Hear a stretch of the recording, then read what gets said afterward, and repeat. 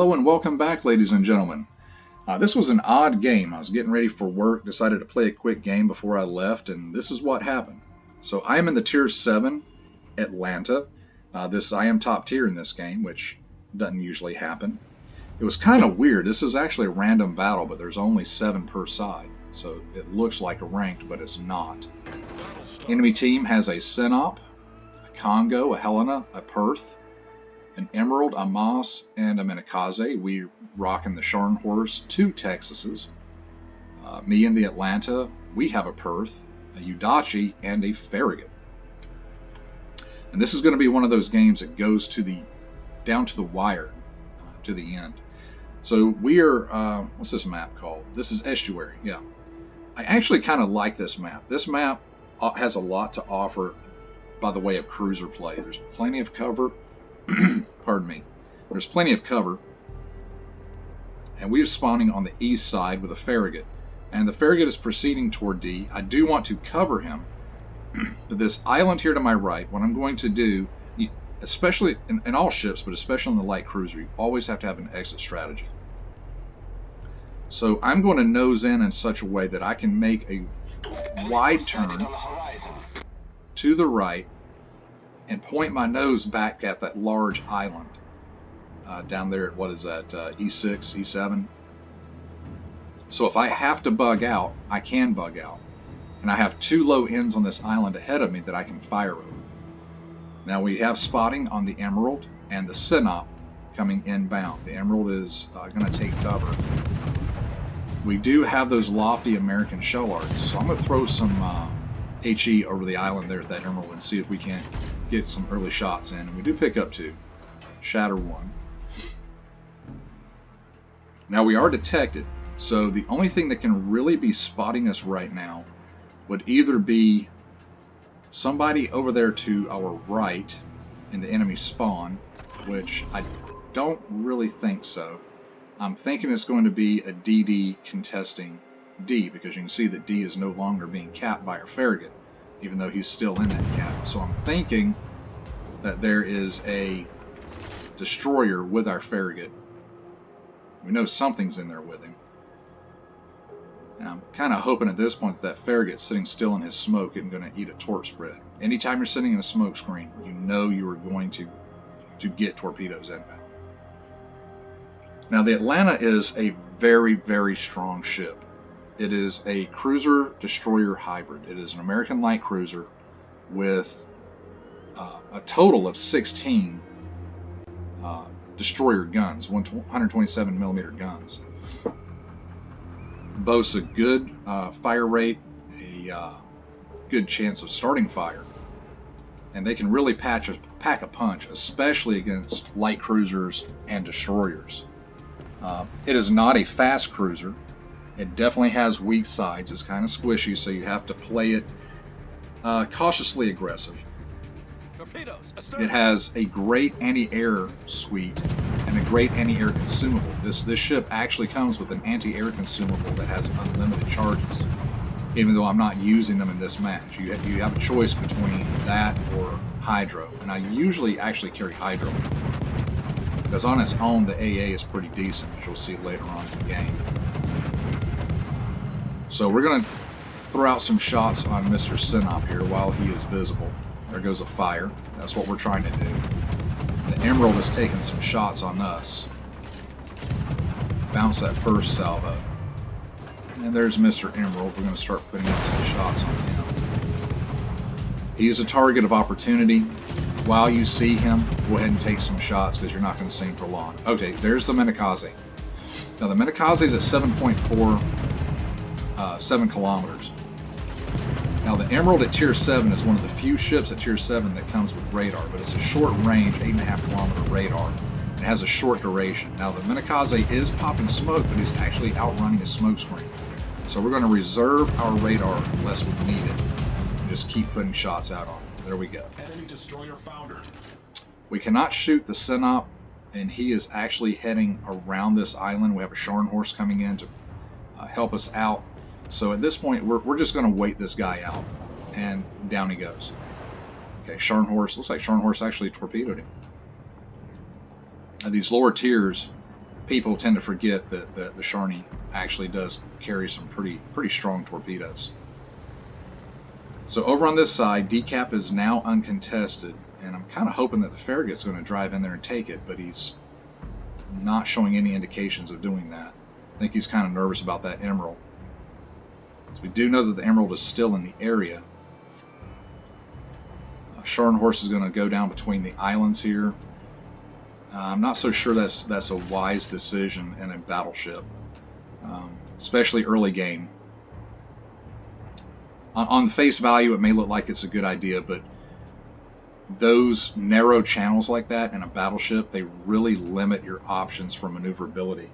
So if you start taking torpedoes coming in, or somebody, if one of their DDs decides to YOLO around one of the islands, like that island there in the middle, the Scharnhorst will be trapped. He really has no place to go. So yeah, in battleships, early game especially, when there's DDs still on the map, I tend to really avoid choke points like that. Now on a light cruiser or a DD, that's good hunting grounds. So I decide I'm going to, since the Farragut's not interested in the cap, I'm going to go ahead and pull in here. We need the points. And as this starts turning over, I pop my my radars. I want to know where that emerald is. It looks like the emerald is setting up an ambush against the Scharnhorst.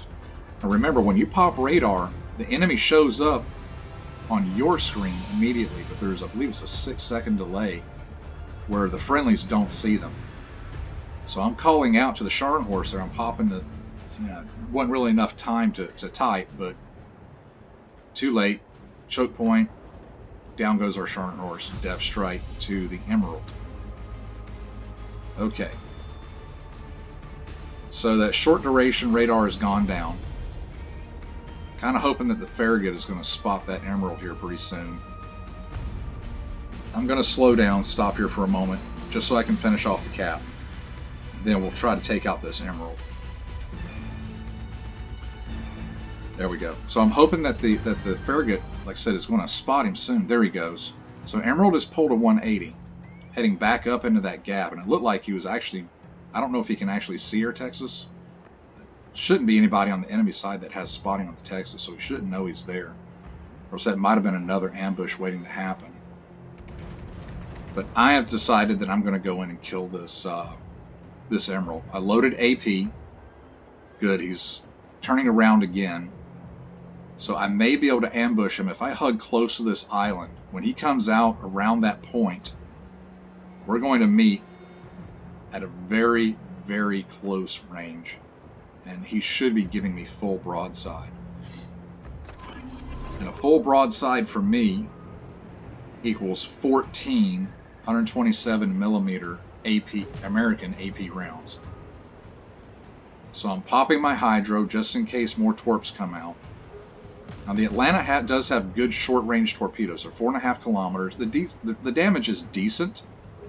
I'm actually opening up here more than I should have, because I know that the emerald is turning to face that Farragut, so his guns were not pointed at me. One salvo, 12 pins, including 10 citadels. Second salvo, down he goes for a depth strike. And because of hydro, we see those panic torpedoes in plenty of time to react. We'll just slow down and turn away and let those go harmlessly by. Now my attention is focused on CCAP.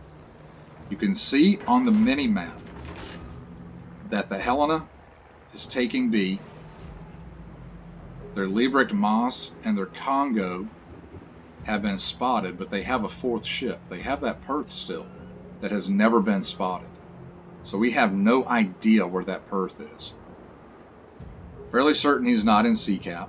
We have it well spotted. So that's something that we need to just keep in mind. Perth is a good ship. It's a dangerous ship. It's a British light cruiser, has high explosive, a smoke screen, and a spotting aircraft, which means it can provide its own cover and its own spotting at the same time. And those shells coming over that island, they're blind shells. That number of shells, that could only be the Perth. So he's kind of giving away his position over there, cockroaching behind the island. as our Farragut moves in, begins to take C. Now, usually when a cap begins turning over, the enemy will respond. So I'm looking to have C become a focal point for the enemy team right now. We are way behind on points. We're even on ships. Pardon me. We have our own Perth. We have our Texas, me and the Farragut. So, I mean, the teams are fairly well distributed. Okay, there goes the Perth's aircraft. So we are aircraft detected. I love that dude's name, Burn Dude. And we are going to hit our AA sector and go ahead and take down the Perth spotting plane. You can tell by the motion on his guns that he was in motion there. You see the drift from his guns. We're going to open up on this Perth. That shot, yeah, the American shell arcs, it was a little short. His angle is a little harsh there. Okay, so he's turning open. So we're getting some decent pins. Need to make sure we don't show him too much broadside as he pops smoke. But he pops smoke 6 kilometers from us. Remember, we have radar. As the Helena launched his fighters, we shot down those. Now we do have a problem as I pop radar. The Perth is moving around the corner, but the Helena's coming into view, and so is the Congo. Now, of these ships, we have our Perth and our Texas, along with the Farragut, to deal with the Helena. The Perth is completely disengaged right now. We have no idea where that mass is. So, for me, the Congo makes sense to go after. This ship is not the most maneuverable ship, and it is not very fast for a light cruiser. It is one of the trade-offs that you make. But I've decided, okay, right now I'm committed. There's really no place for me to go, no cover for me to take. The best thing that I can do right now is actually try to YOLO this Congo. He is showing me full broadside, so I'm going to try to put some AP in his superstructure. There's really nothing that I can do to avoid pins. I'm just trying to avoid being citadeled right now, so I'm going to give him a little bit of an angle. I know those AP shells are going to be coming inbound. And here they come. Try to maneuver some. Takes half my health. But that means that his guns are on cooldown. So I'm going to have a good 30 seconds to maneuver. Now he is angled away from me, and that's where he made his mistake. Look at his drift indicator. He's beginning to turn in. Alright, those guns are going to be coming off cooldown soon. So I'm going to do kind of a little wiggle maneuver here. Continue to put that AP in his superstructure. I'm overpinning though, so I'm switching up to HE here in a second. But I am going to try to outturn his guns. I'm going to throw my torps out, anticipating he's going to continue to turn and slow down. And now I'm just trying to outturn his guns. That's all I'm trying to do. I'm down to 5,000 health. Ooh. But all 5 of my torps make contact for a dev strike. That's our second dev strike of the game. Our 3rd kill. Alright. So our Farragut deployed a smoke screen, which is really helping us out right now. We have no idea. Okay, here comes the Liebrig Moss around the corner. But it does not look like he is going to engage directly. And we have the Helena on the other side of the smoke screen. Alright, so spotting is being provided by our Farragut and our Texas at this time. And we're about to lose our Farragut. Okay, we're down 3-2. They are far ahead on points. I mean, way ahead. I'm actually anticipating losing this game right now. We're up at 112,000 damage. And I'm just looking for this Helena. So we're going to start throwing out shots on the Helena. Remember, we're still screened by that smoke screen. So as long as the Texas can continue to spot him, we'll be okay. Picked up Confederate. We're just going to keep slamming this Helena. One more salvo AP out. Should have him. And down goes the Helena for the 4th kill. Alright, so Texas has spotting on the Perth. Let's go in here and engage this guy. Again, we have AP loaded. The Perth is turning to show us a nice broadside. Those were a little far ahead, a little too much lead. We're going to continue to throw it out, though. But you see we're shattering. He's turning. So right about now, I think I'm considering switching up to back over to HE because we're not getting the damage numbers that we need. Okay, he's turning. Right as I switch, he turns to show the other broadside. Isn't that how it works? Okay, we'll stick with HE because if you look, the Liberate Moss is coming down on the mini-map behind this island, trying to set up it's like an ambush on us as we take down the Perth, pick up the Kraken. Things are suddenly looking up. Going to put out our torpedoes, kind of angle away, light up our last radar so we can see this Moss as he is putting out a smoke screen. First salvo, 11 pins. Those torpedoes look really good. If we can take this guy down, we will win the match. Boom goes the dynamite. All right, we'll see you post-game. That was a great match.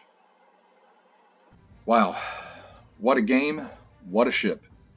I love the Atlanta. It's definitely one of those ships that if it goes on sale, I would recommend you pick it up. You know, they put it on sale a couple times a year. It's worth it. Don't let it sit in your port. Get this ship out there and enjoy it. Okay, so we did pick up the victory. We received just over 500,000 credits, 6,000 experience, 1,300 free experience. We picked up Confederate, 2 dev strikes, Kraken Unleashed, and high caliber. Dealt 151,000 damage. Out of a tier 7 light cruiser, that's actually really good. 276 shells on targets, 168 of those were pins. 5 torpedo strikes, shot down 3 aircraft, 2 incapacitations, 6 kills, 3 fires, 1 flood, 10 citadels. That was a great salvo. All 10 were against that Emerald. 1 solo cap, 1 assisted cap, and 2 spotted. Take a peek at the team score. Wow, 3,000 base XP. That's pretty good. Did pick up MVP on that one. Peek at the detailed report. Killed the Congo, the Emerald. Those were our 2 dev strikes. Killed the Perth, the Moss, and the Helena. With some damage on that Menakaze and the Sinop. Oh, we killed the Menakaze. Yeah, there we go. Okay, we killed the Menakaze and damaged the Sinop. So of the 7 ships on the enemy team, we killed 6. So that was, yeah, I'm very, very happy with that performance. Most of our damage came from our main battery, over 100,000 off the main battery. Split almost evenly, you know, between the AP and the HE. You know, the ship is known to be an HE spammer, but if you get up and close and personal, as you saw against that Emerald, your AP can do some serious damage. 48,000 from the 5 torpedoes. I mean, they exist and they're pretty good for a stupid yellow run like what I did, or better yet, for ambushing around corners. I can't tell you how many battleships I've caught pushing me or pushing around a corner to me, and I was able to ambush them. Let's see, almost 3,000 from fires, nothing from the floods. So yeah, all right. Peek at the credits and XP. We're going to bring. Oh goodness. Well, wouldn't you know it? Right at 5 a.m. getting ready to go to work, and we won't see the credits and XP. That's all right though. We have the replay, and you caught the important bits there. Well, folks, thank you for joining me. Due to server maintenance, I'll see you in game, but later on. Bye.